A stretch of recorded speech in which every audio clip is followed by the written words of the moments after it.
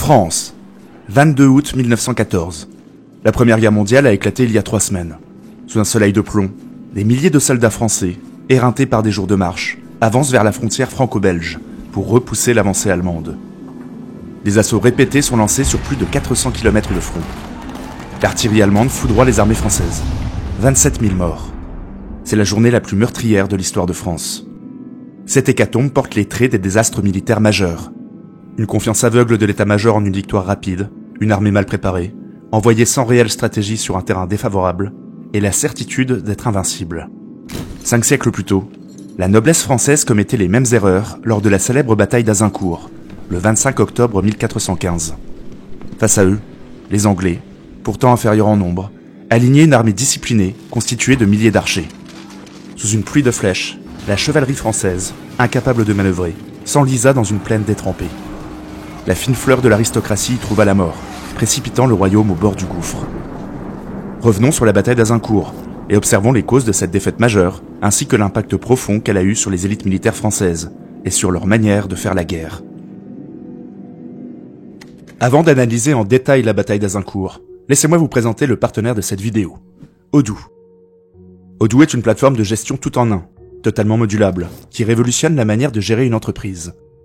Odoo propose plus de 45 applications, de la création de sites web à la gestion de projets, et parmi toutes ces solutions, une application bien utile de facturation, pensée pour gagner du temps en vous assurant une image professionnelle.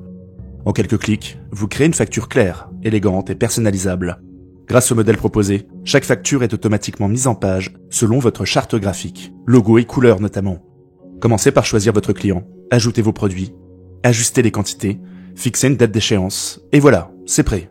Les factures peuvent être envoyées directement par mail et payées en ligne grâce à un portail client avec l'intégration de solutions comme PayPal et autres. L'application Facturation est disponible sur mobile, vous permettant d'émettre une facture, de suivre un paiement ou même de régler plusieurs fournisseurs en quelques gestes, où que vous soyez. Odoo fournit également un numéro de facture, date d'échéance, statut des paiements, etc. Tous les indicateurs sont réunis de manière claire et centralisée. Odoo se distingue par une offre particulièrement intéressante. La première application, incluant l'hébergement et un support illimité, est gratuite à vie. Vous avez ensuite accès à l'ensemble des applications à partir de 19,90 € par mois. Si vous souhaitez simplifier votre facturation et gagner en professionnalisme, je vous invite à découvrir et à tester Odoo dès maintenant. Vous trouverez le lien en description et en commentaire épinglé. Merci à Odoo de soutenir la création de cette vidéo, et revenons à notre sujet, la bataille d'Azincourt.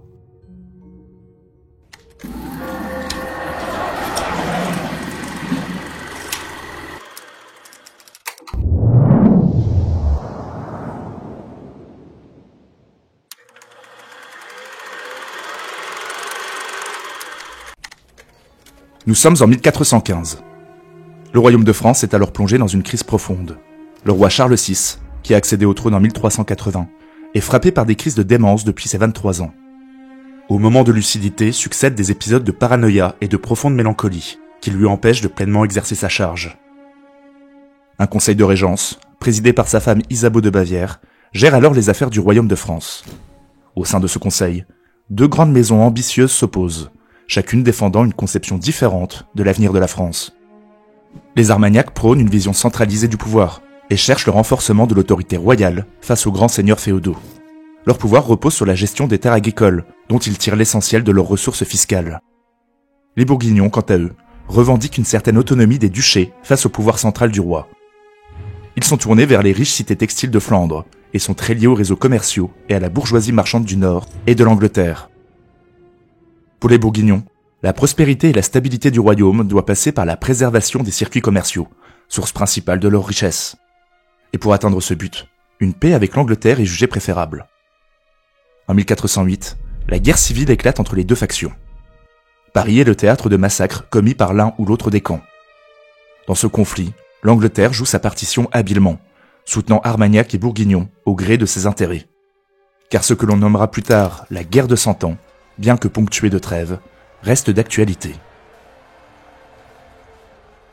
Depuis plus de 80 ans, France et Angleterre s'affrontent. Tout commence par une querelle dynastique. À la mort du dernier roi capétien, sans héritier mâle, la couronne aurait dû revenir à sa fille, Isabelle de France, mariée au roi d'Angleterre. Mais les barons français écartent les femmes de la succession et placent sur le trône Philippe de Valois, cousin du roi défunt. Ce choix sur fond de rivalité commerciale en Flandre et de tensions en Guyenne, déclenche le conflit. En 1337, Édouard III, roi d'Angleterre, revendique la couronne et attaque la France. Les premières années sont désastreuses pour les Français. À la défaite navale de l'Écluse en 1340, succède la déroute de Crécy 6 ans plus tard, où la chevalerie française est écrasée par des archers anglais moins nombreux. Surtout, l'Angleterre parvient à s'établir durablement à Calais l'année suivante et en faire une tête de pont pour le débarquement de ses troupes. Après l'épisode de la peste noire qui ravage toute l'Europe, les hostilités reprennent. Les Français sont de nouveau défaits à Poitiers. Le roi Jean II le Bon est fait prisonnier. Il signe un traité où il cède une grande partie du territoire. Satisfait, Édouard III renonce alors à la couronne de France. Mais le dauphin, Charles V, habile stratège, parvient, en une quinzaine d'années, à reconquérir les territoires perdus et réduit la présence anglaise à quelques ports et une Guyane rétrécie. L'avènement de Charles VI coïncide avec une accalmie du conflit franco-anglais. En 1382, il réprime une révolte en Flandre, territoire sous autorité française, mais historiquement lié à l'Angleterre, par le commerce de la laine et l'industrie textile. À Roosbeek, il écrase l'artillerie flamande grâce à une charge frontale de l'infanterie française, appuyée par 2 ailes de cavalerie. C'est une victoire écrasante pour Charles VI, qui enorgueillit la noblesse du royaume. 33 ans plus tard, à Azincourt, une configuration similaire mènera cette fois à une issue bien différente. Au tournant du XVe siècle, l'Angleterre traverse une période de troubles internes qui gèle temporairement le conflit avec la France.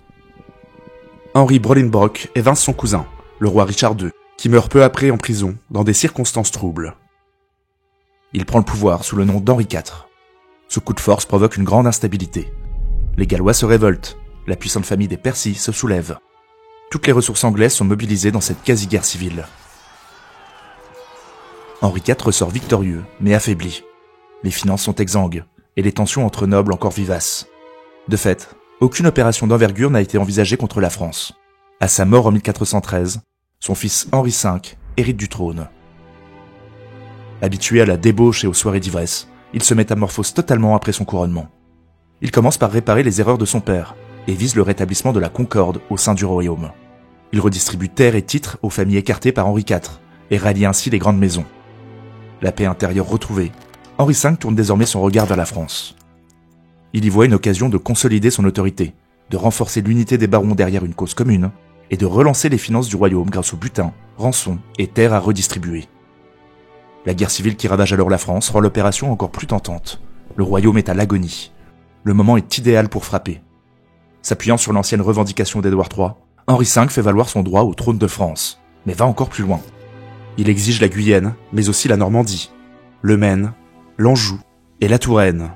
Il veut imposer son mariage avec la fille de Charles VI, ce qui ferait de lui l'héritier direct du roi de France. Il souhaite que toutes ces exigences soient actées par un traité de paix. Évidemment, ces conditions sont inacceptables pour la France, et les pourparlers tournent court. Après 25 ans d'une paix relative, la guerre reprend. Après plusieurs mois de préparatifs, Henri V embarque ses troupes depuis Southampton en août 1415.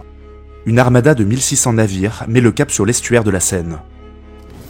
À son bord, environ 12 000 hommes, 8 000 archers et plus de 4 000 hommes d'armes. L'objectif est de prendre la ville d'Harfleur, cité stratégique pour le contrôle de la navigation sur la Seine et le ravitaillement de Rouen et Paris. Harfleur est également le principal grenier à sel du royaume. Henri V veut en faire un nouveau Calais, une tête de pont permanente pour ses futures campagnes. C'est une guerre de conquête qu'il compte mener. Le siège d'Harfleur dure plus d'1 mois. La ville est médiocrement défendue, mais résiste héroïquement. Chaque nuit, les habitants réparent les brèches ouvertes par les tirs anglais. À bout de force, la cité capitule le 22 septembre. Henri V laisse la vie sauve aux habitants, qui doivent se disperser, et oblige les seigneurs à rejoindre Calais avant le 11 novembre, date à laquelle il compte réembarquer pour l'Angleterre. Car le mauvais temps a dispersé une partie de sa flotte, et la dysenterie s'est abattue sur ses troupes. Seuls les plus malades repartent d'Harfleur. L'armée, fortement diminuée, ne compte plus que 8 000 hommes. Henri V fait réparer les murailles et laisse 1500 archers et 500 hommes d'armes en garnison dans la ville. En octobre, il quitte Harfleur pour se diriger vers Calais, d'où il pourra regagner les côtes anglaises. Il renonce à une campagne de conquête vers Paris à l'approche de l'hiver et reporte l'opération au printemps suivant. Le débarquement anglais prend Charles VI totalement au dépourvu. Aucune aide n'est envoyée à Harfleur. Il profite de ce temps pour lever son armée, l'Host royal. Son appel est entendu par les grands du royaume. Mais les tensions entre Armagnac et Bourguignon persistent. Les Armagnacs tentent d'écarter de l'Host royal Jean sans Peur, chef du parti bourguignon. Piqué au vif, il refuse d'apporter son aide et enjoint ses vassaux à faire de même. En vain, beaucoup rejoignent tout de même l'armée rassemblée à Rouen, où les deux partis remisent temporairement leur querelle face à la menace anglaise. L'Host royal est en nombre, enthousiaste, confiante. Henri V, quant à lui, doit trouver un moyen de passer la Somme. Sur le chemin, le vent et la pluie éprouvent ses troupes. Il pille les villages croisés et envisage de traverser la Somme au niveau d'Abbeville. Mais un éclaireur français capturé lui annonce que le secteur est fortement défendu. Henri V ne prend pas de risque. Il longe la Somme vers le sud-est afin de trouver un passage plus adéquat.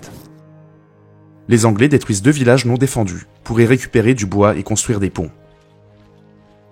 Ils parviennent à traverser la Somme et remontent vers le nord. Côté français, l'armée repousse une tentative de sortie des Anglais de Calais, venus prêter main forte à Henri V, désormais plus isolé que jamais, et à leur merci. Un grand conseil se tient pour décider de la marche à suivre. Décision est prise de barrer le passage à Henri en le contournant, avec pour objectif d'écraser totalement l'armée anglaise. Sur les 35 notables présents, seuls 5 s'y opposent, dont le duc de Berry, qui a connu la bataille de Poitiers et comprend à quel point les Anglais vont chèrement défendre leur vie. On préfère laisser le roi à Rouen, toujours fragile et encore frappé par l'une de ces crises de mélancolie profonde. Henri V comprend que l'affrontement est inévitable. Arrivé au petit village de Maisoncelles, voisin de celui d'Azincourt, il peut au moins s'offrir le luxe de choisir le terrain de la bataille, avantage indéniable. Il place ses troupes au sommet d'une pente, qui donne sur une vaste plaine, tout en longueur, encadrée par 2 forêts, et les villages d'Azincourt et Tramecourt. Alors que les troupes récupèrent avant la bataille décisive, les seigneurs français se rassemblent peu à peu. Henri V tente de négocier. Il s'engage à rendre Harfleur et à dédommager Charles VI si on lui laisse le passage libre. Cette requête ne fait que conforter les barons français. Henri V est en position de faiblesse. Les demandes anglaises sont rejetées. La bataille s'engagera le lendemain, 25 octobre 1415. Toute la journée du 24 et jusque tard dans la nuit, les seigneurs français arrivent au compte-gouttes. Alors que des trombes d'eau s'abattent sur la plaine, les barons vivent une nuit d'allégresse, où Bourguignon et Armagnac se réconcilient, pour un temps seulement, et festoient toute la nuit. L'alcool coule à flot. Leur esprit chevaleresque considère que leur supériorité numérique est suffisante, et en effet, les Français sont plus nombreux, entre 10 et 15 000, face à 6 à 8 000 Anglais, épuisés. L'esprit est tellement à la fête qu'on adoube à tour de bras. Le comte de Nevers devient chevalier. Le jeune Charles d'Orléans, 20 ans, pour prouver sa valeur, s'approche du camp anglais et décoche quelques flèches sur l'ennemi. Il n'y a aucune conséquence, mais cet acte de bravoure lui vaut un adoubement dans la foulée. Très tard dans la nuit, on se couche sur des tas de foin, là où on peut, dans le froid, l'humidité et les vapeurs d'alcool. Pendant ce temps, les valets d'armes promènent les chevaux pour qu'ils ne prennent pas froid, labourant un terrain détrempé. Du côté anglais, l'atmosphère est tout autre. Henri V tient son armée d'une poigne de fer. Il faut dormir pour être le plus alerte possible le lendemain.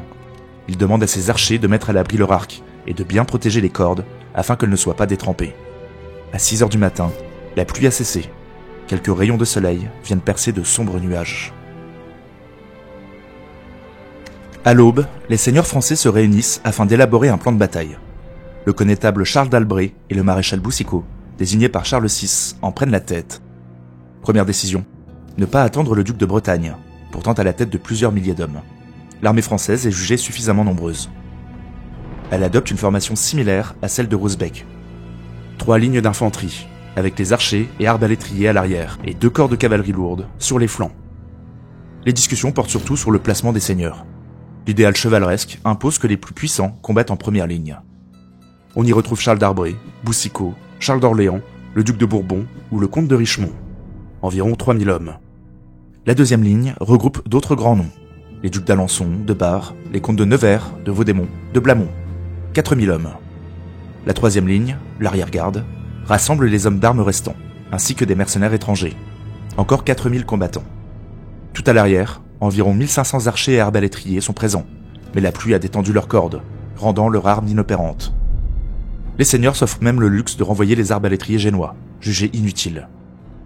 Les cavaliers sont confiés au comte de Vendôme et au maréchal de Brabant. 2500 hommes, lourdement armés. Les hommes enfilent leurs lourdes armures, plus de 30 kilos, et leurs bassinets, ce casque à la mode à la visière rigide qui protège bien, mais réduit considérablement la vision. À pied, ces équipements entravent les mouvements. Les soldats ne peuvent guère que balayer l'espace de gauche à droite, sans véritable agilité. Chaque troupe seigneuriale se rassemble derrière sa bannière. Très vite, on réalise que leur nombre gêne la visibilité. Seules les plus prestigieuses sont conservées. Il est 8 heures. L'armée française est en ordre de bataille. De son côté, Henri V met en place son plan. Chaque archer a reçu ordre de tailler un long pieu en bois qu'il devra placer devant lui. Ainsi, ils pourront reculer derrière cette ligne de défense pour se protéger des charges de cavalerie française. Les arcs sont tous inspectés. La tension des cordes doit être parfaite. Les soldats sont équipés légèrement, sans armure, avec juste une épée, une hache ou une massue à leur ceinture. L'armée se déploie en ligne. Les archers à l'avant, les hommes d'armes derrière. Henri V proposition au centre, encadré par le duc de York à sa droite et le baron de Camois à sa gauche. Sur les deux flancs, plus de 2000 archers sont positionnés de part et d'autre, formant le gros de l'armée. Un détachement de 200 hommes est envoyé dans le bois de Tramecourt pour harceler les flancs ennemis. Après une dernière tentative de négociation infructueuse, Henri V fait lever l'étendard rouge. Pas de quartier, aucun prisonnier ne sera fait. Après 2 heures d'attente, il ordonne le déploiement définitif. Les archers se positionnent à l'orée des bois, là où le terrain se resserre. Ils plantent leurs pieux et stabilisent leurs lignes. Les Français sont désormais à portée de flèche des longbowmen, les archers anglais. Le longbow, arc de 2 mètres en bois d'if, est l'arme emblématique de l'armée anglaise. Sa maîtrise nécessite un long entraînement. Une flèche de 80 grammes tirée à près de 200 km/h peut transpercer une côte de maille à 45 mètres. Contre une armure, le choc suffit à sonner un chevalier. En tir oblique, la portée va jusqu'à 300 mètres. Avec une cadence allant jusqu'à 10 à 12 tirs par minute au combat, les archers vont assurer une pluie de flèches continue sur les Français. À 11 heures, Henri V donne l'ordre de tirer. Les archers décochent, salve après salve. La cavalerie réagit la première. Mais dans la boue, ralentie par le poids des armures, elle progresse difficilement. Les chevaux, encombrés, s'épuisent avant même d'atteindre les lignes anglaises. Beaucoup s'empalent sur les pieux ou s'effondrent, percés de flèches. La forêt toute proche empêche toute manœuvre de contournement. Les cavaliers désarçonnés sombrent dans la boue, incapables de se relever. L'avant-garde française met alors pied à terre. Les longues lances, inutilisables à pied, sont coupées en deux dans l'improvisation la plus totale. Il y a 300 mètres à parcourir sous ce déluge de flèches pour atteindre Henri V. La marche commence. Les hommes trébuchent, ralentis par leurs armures détrempées et les projectiles qui les frappent sans relâche. Le sol, labouré par les chevaux, devient un piège. Malgré tout, une partie de l'avant-garde atteint les lignes anglaises. Le combat au corps à corps s'engage. Les 2e et 3e lignes françaises s'élancent à leur tour. Tandis que les survivants de l'avant-garde tentent de fuir ou de se replier, la nouvelle vague provoque un chaos indescriptible. Une partie des archers sur les flancs délaissent leur arc et dégainent leur arme de poing. Ils encerclent les troupes françaises et se jettent à 3 ou 4 sur les hommes à terre, cherchent les failles de leurs armures ou les noient dans la boue pour les achever.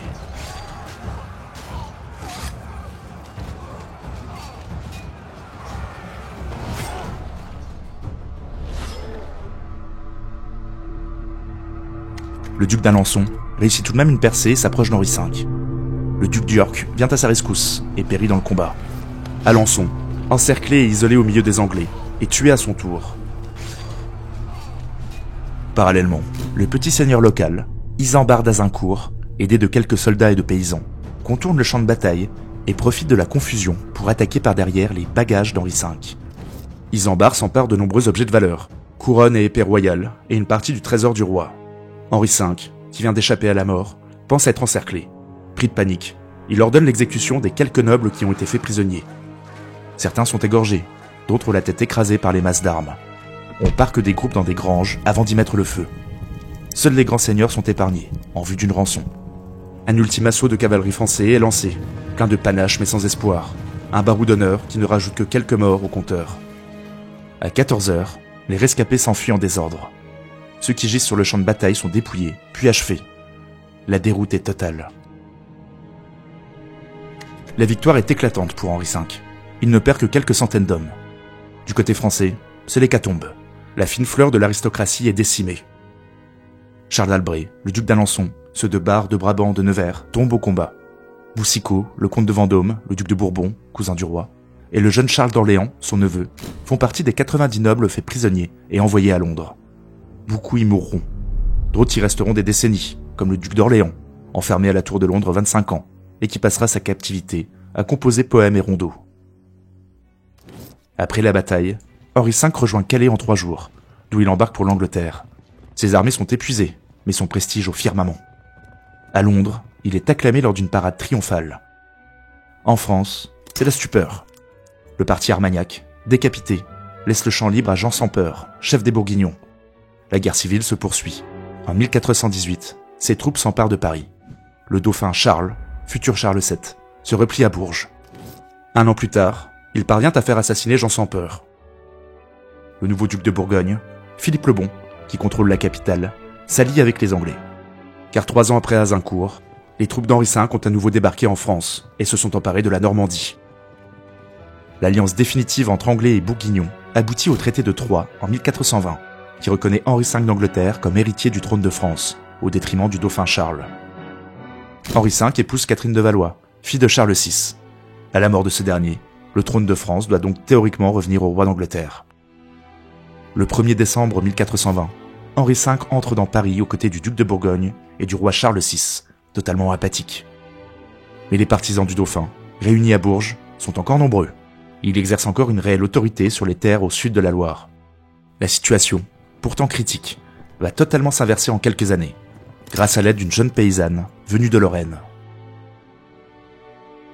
À long terme, Azincourt agit comme un électrochoc. Les élites françaises prennent conscience que l'idéal chevaleresque qui les animait est désormais dépassé. La guerre doit se penser autrement. La tactique doit désormais primer sur la bravoure individuelle. Peu à peu, les chevaliers deviennent plus prudents, apprennent à mieux se coordonner avec l'infanterie et prennent en compte la nature du terrain.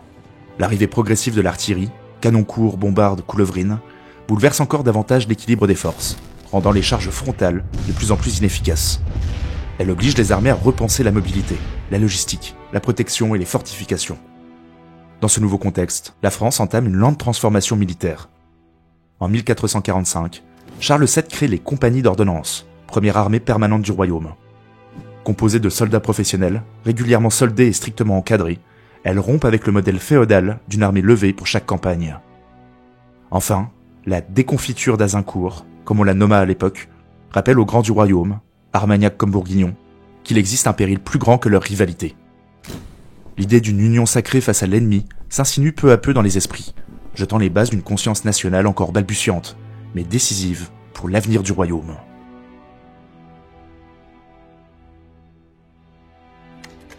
Voilà, j'espère que cette vidéo vous a plu. Un grand merci à Odoo d'avoir soutenu la création de cette vidéo. N'oubliez pas de consulter le lien en description et en commentaire pour découvrir la plateforme et les 45 applications qui pourraient répondre à vos besoins. La première application est gratuite, et si vous voulez aller plus loin, l'ensemble des applications est accessible à partir de 19,90 € par mois. N'hésitez pas à soutenir la chaîne et participer à son développement en acquérant cette magnifique illustration signée Manon Potier du studio DTDA. N'hésitez pas non plus à plonger dans le passé et tester vos connaissances historiques en téléchargeant notre application Chronica, disponible sur iOS et Android. Un grand merci à tous les tipeurs et utipeurs sans qui rien ne serait possible. Encore merci d'avoir visionné et à bientôt pour un nouvel épisode.